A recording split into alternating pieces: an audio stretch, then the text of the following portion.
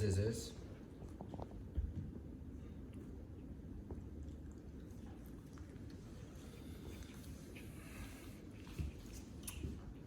Go. Sparkle.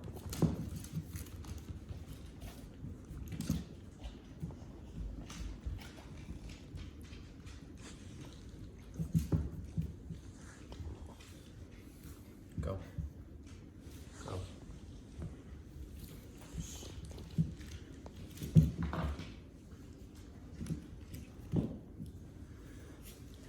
Alistair. It's because of the last two letters. It sounds like the same. Alistair. Chester.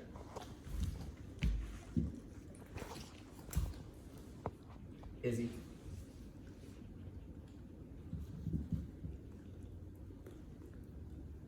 Good girl.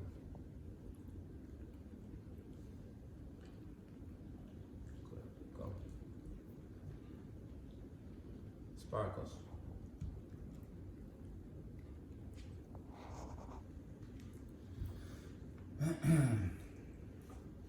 Alistair.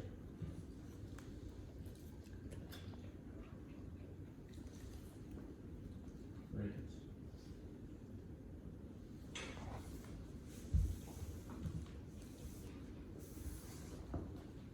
Chester.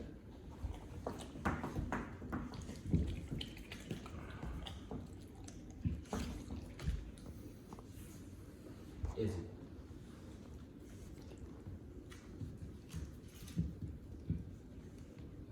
Good girl. Hey, Izzy. Baby. Over here.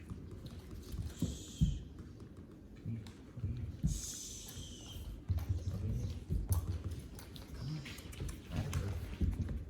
There you go.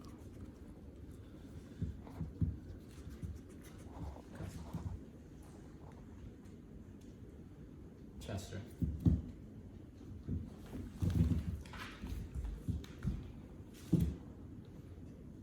You see who has the hardest time with this is actually Sparkles.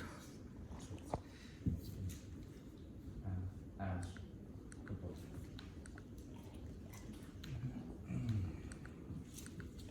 After the food's done, we have free time in the living room, and any silly decisions while in free time gets corrected. And then what we do in the middle of free time is we give an event that they need to start thinking how to behave, right? Like a knock on the door, or the vacuum starts, or something. And we want to see them learn to relax themselves naturally when they start to see these cues from the environment, okay? And if they make mistakes, then we're there to help them out, okay? All right. Riggy. Riggy. It's harder to get them to eat it than to keep them from eating it when you have this much control. Riggy. Hey, bud. It's all you.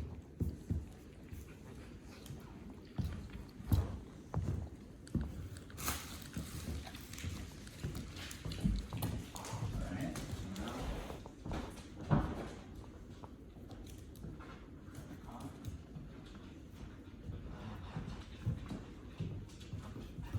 Yes. Break. Good. Chester, break. No.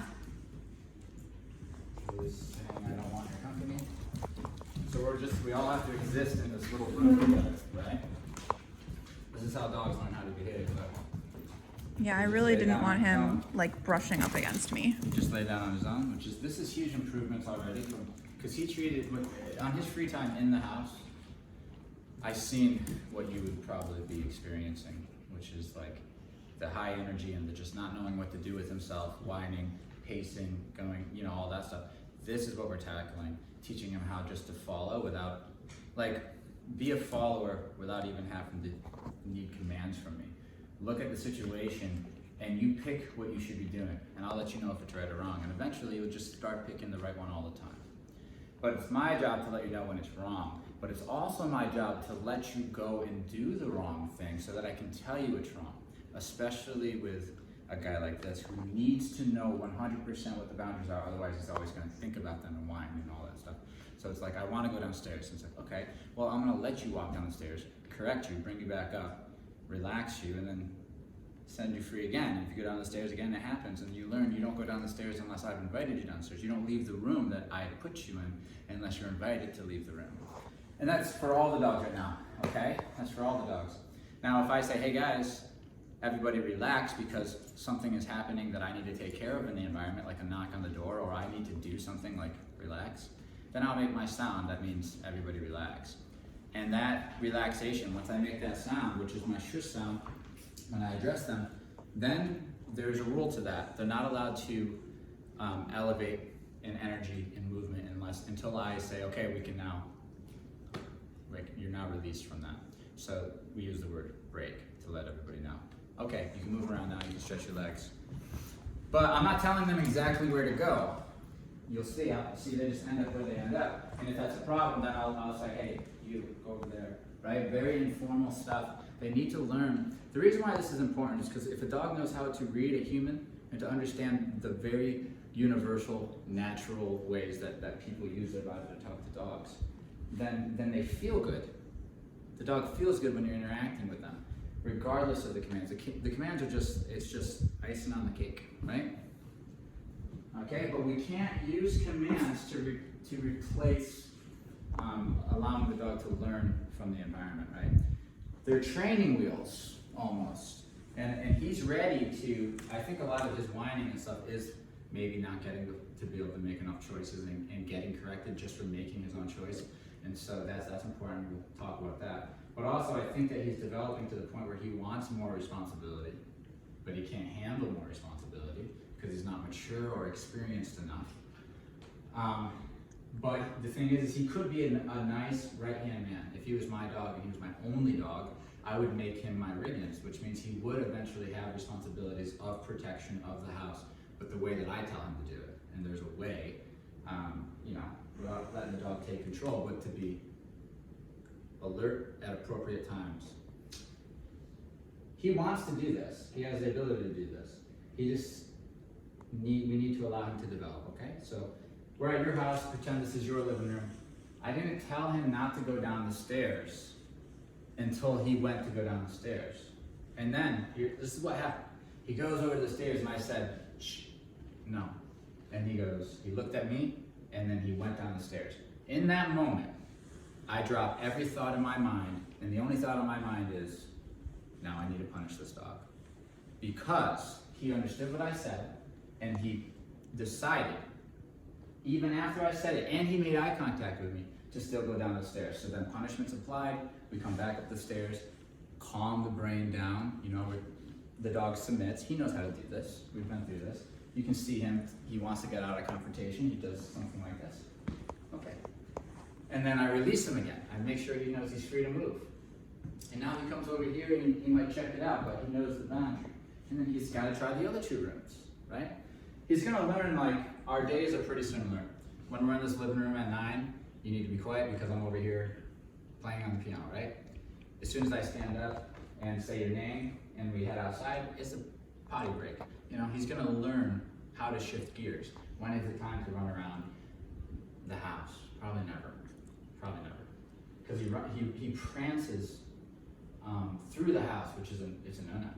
It's a no-no for all of my dogs. And unless I've invited it, it's a no-no. Okay? So he should be able to stand up and walk like this somewhere, which is he doesn't do that. And if he's in heel, which I haven't really used too much, I'm sure his mind is still thinking about the next thing, right? Okay? This is good. Living with him like this is good.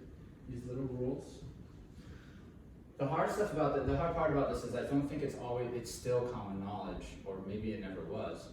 What are the rules, and what is the dynamic between human and dogs as far as the relationship goes? What are your responsibilities? What's off limits? What are the boundaries? These are the things that hopefully you learned through these videos. Okay. Now I'm going to invite. This is part of the training. I'm going to invite freedom. All right, like social time in the living room. There are rules, But here's the thing, I can't write them on the chalkboard and say, everybody read the rules and then behave accordingly. Dogs don't work that way, I can't talk to them. So what I have to do is I have to let them find what the boundaries are, and then I let them know, like, see that right there, don't do that again.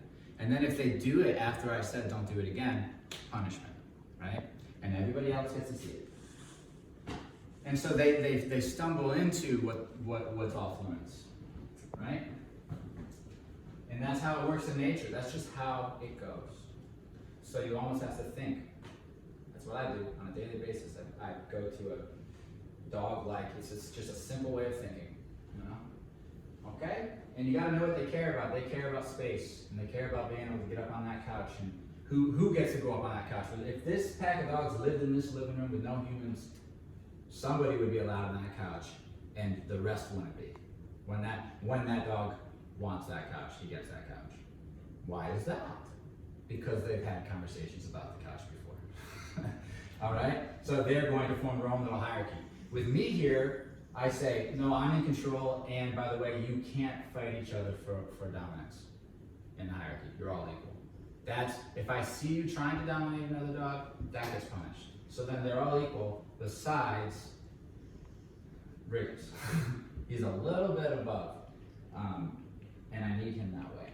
He's the only one allowed to carry his tail up, and that's because this is his house, and that's also because that kind of carriage of the tail is very confident, and it invites guys like this to challenge him. So I get that conversation out of the way. Are you challenging my dog on his property? See, it makes sense to them because this isn't their house. Okay. Another thing though is I can control him. I can also tell him, nope, not today. You're going right back into the pack. Take the tail down, relax. Right? So, okay. Break. Break. Come on, guys. Come on. Alistair, break. Come on. Break. Good. I just want to see what they do naturally.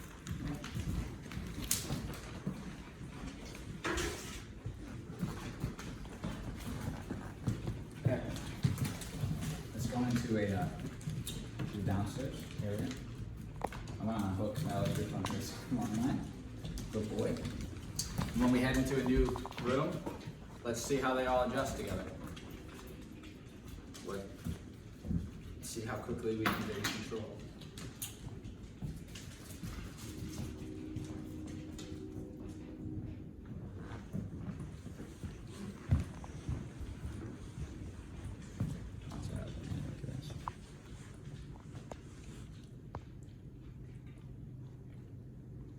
See that? My body language isn't telling him not to go down there. That's his experience that lets him know not to go down there. I allowed him to have it. Okay.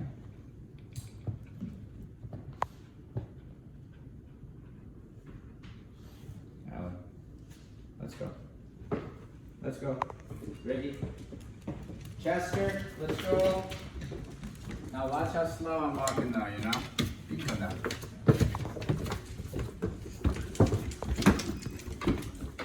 Come on, let's go. It's like working on a farm. Okay, we get into the new environment and watch when we get here. Watch.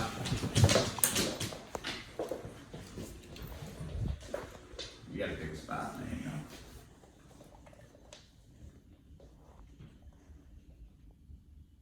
I'm purposely going, I'm not giving any direction because I want to see, this is where whining happens, this is it. Your new environment, what are we doing, what are we doing, what are we doing? Ooh, I remember we did this last time and that. It's like, let's talk about that state of mind. Go ahead, go there, because I'm going to firmly tell you don't enter there. And the trick is that they're not there yet. They're not into this anxious space already when we enter the environment. So I get a chance to watch them trigger and disagree with it. Look, oh, you didn't have to do that, but thanks. First one's a warning. The first one's like, I don't like that. That's just my words. Hey, I don't like that. And then what he does after, if he does the same thing, then there's a physical. That's usually always my way of doing it, you know, in the training scenario. Good. Okay. Nice. Break. Now you see, look, it's not because you weren't sitting. Huh? I'm teaching them how to be domesticated. They need to read the situation and choose what they think humans like. And a lot of us humans like the same stuff in our living room, you know? And on our walks, look, this door is open. Now, I'm not telling them not to go out. I let them make the mistake. You got this thing, you ready? There's a correction and then a recall, which will be the beep. Boom. And then the recall. Let's go. Very good. Good. Break. This way. Come on. Okay. Just let them free again. Okay. So again, we're in an environment. It actually has walls, so it makes it easy to visualize. We're in a room. These are like portals. These are very valuable. Humans only. They shouldn't be fussing with these things called doors, because they know just as well as we do that they're a very valuable resource because they let us out into the world. So when a dog sees the door open, they need to do this. Look. Now he looks at the human, because the human is the gatekeeper. The human decides whether or not we go out. And if the human says we're not going out and you keep thinking about it, they're gonna correct you, because that is annoying. And they're also going to send you away. Not out of the room, but far away from the door, just to let you know. No, and I'm not going to tell you where to lay down or anything too much, because I'm trying to transition you into adulthood. I need you to make decisions on your own, so I don't have to brush your teeth and tie your shoes anymore. It gets weird and sad after a while. If you got a 6-year-old dog that you got to tell every little thing to do throughout the day, it's either a dog who has serious issues, or a dog who's having trouble getting off the training wheels. This is how you get off the training wheels. This is a very important stage.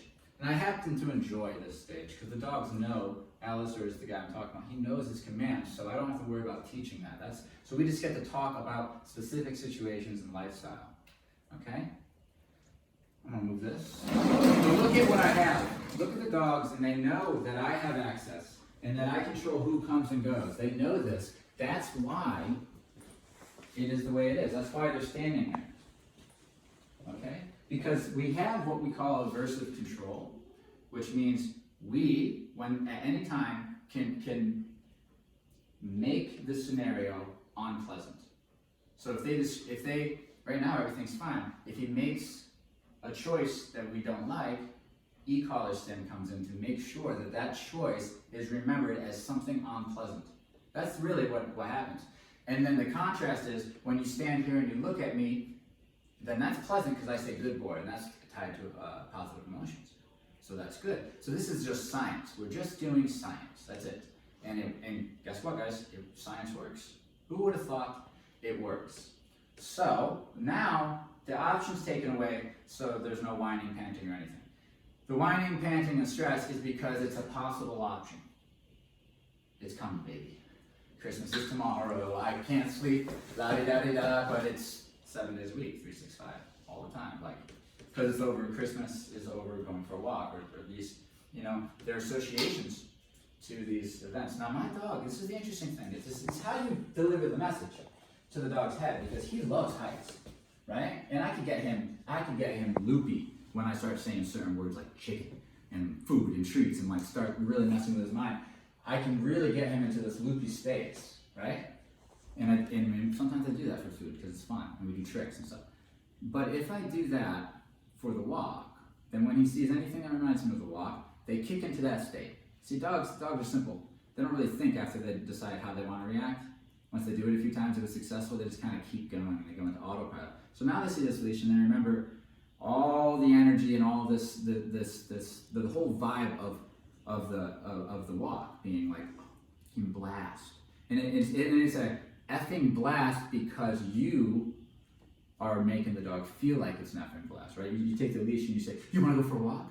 They're freaking awesome, dude. You're gonna fucking love it. It's amazing." Blah blah blah. You know what I mean? That's the vibe. And then we go on our first walk, and it's like dog's having so much fun. He wants to have as much fun as a dog can, so it's barking and pulling and all that. The human probably didn't enjoy it. You do that a handful of times, now you bring the leash out, and the dog it doesn't take many times. That's the association. And forever, too. It's not like it just changes one day by itself. Associations can change, but that one tends not to. We see dogs who are 10 years old, and you take the leash out, they act like a little puppy. So remember, when your dog's young, the association you're creating is what they're going to have when they're big, grown, adults. And there's a time frame where you can kind of play with a dog and not really think about those things, but like as soon as they're like 4, 5, 6 months, you really got to start taking it a little bit more seriously and making sure they're seeing the world properly, because they're developing fast. By the time they're a year and a half and you haven't done the work, it's like, oh, now it's rehab, you know? So here we go. Here we go. What are we doing? I don't even know. But I can tell you that the dogs, they don't either, but they don't care. Look at the doors. They got door open there, cat door, this door's open, that kennel's open, options. But it's not even on there. They just, not even thinking about it, okay? And it's because of these exercises. The first time they came in, you know, whoo, right up the stairs, or nudging at doors. That is one of the rudest things. That's always been corrected in my house, even before I was a dog trainer. Nudging, like I remember my parents correcting the dogs if they're sniffing at the table, like the dog would come up to the counter and just kind of sniff, and my mom would little whap with like the oven mitt or something. You know, and my dad would take a magazine and chuck it at the cat for being on the counter, things like this. There was rules that somehow got carried along from generation to generation to generation, right? Just little rules. And so like me, like don't put my elbows on the table, take my hat off while I'm eating, just wherever they came from, I don't know. And then we had them with the animals too. But now, what we see after seeing hundreds of people a year, hundreds of families a year, is they don't know about these rules, this stuff. Yeah? So some people do, but I think most people don't. There are rules. Okay? Break. Good. All right, come on, let's go.